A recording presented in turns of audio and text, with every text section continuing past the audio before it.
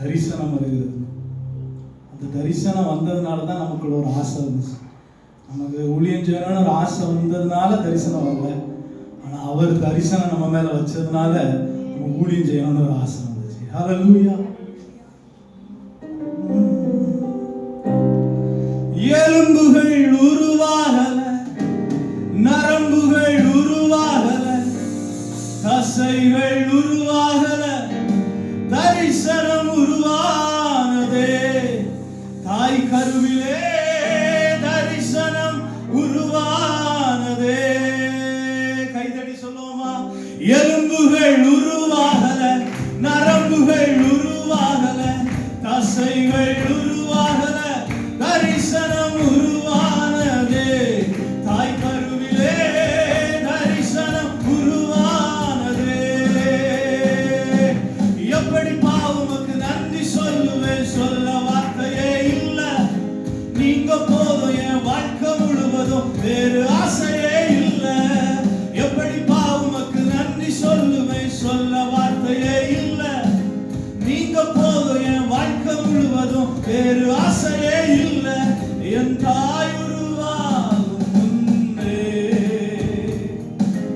என் கருவை கண்டீரையா. என் பெயர் உருவாகும் முன்னே பெயர் சொல்லி அழைத்தீரையா. எப்படி பாவமுக்கு நன்றி சொல்லுவேன், சொல்ல வார்த்தையே இல்ல. நீங்க போதும், என் வாழ்க்கை முழுவதும் வேறு ஆசையே இல்ல. எப்படி பாவமுக்கு நன்றி சொல்லுவேன், சொல்ல வார்த்தையே இல்ல. நீங்க போதும், என் வாழ்க்கை முழுவதும் வேறு ஆசையே இல்ல. நம்ம குறித்த ஒரு தரிசனம் இல்லைன்னா நம்ம ஒரு புள்ளியா இருக்கும் போதே ஆண்டவர் அழிச்சிருக்கலாம்.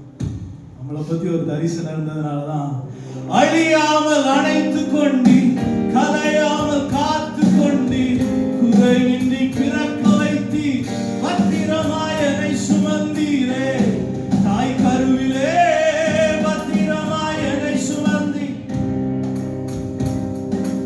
எப்படி பாவமுக்கு நன்றி சொல்லுவேன், சொல்ல வார்த்தையே இல்ல. நீங்க போதும், என் வாழ்க்கை முழுவதும் வேறு ஆசையே இல்ல. ஹல்லேலூயா.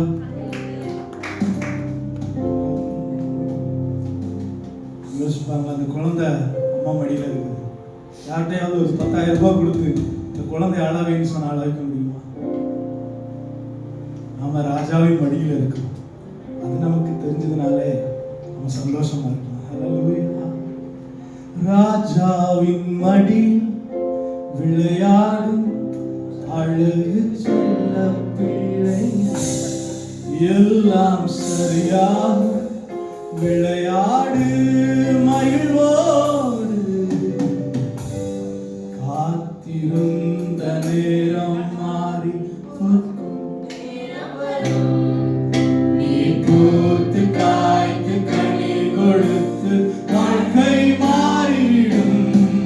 உன்னை பார்த்து நகைத்த உறவுகள் எல்லாம் மீண்டும் தேடி வரும். நீ நீதியின் வாழ்க்கை வாழ்ந்தவன் என்று ஊரே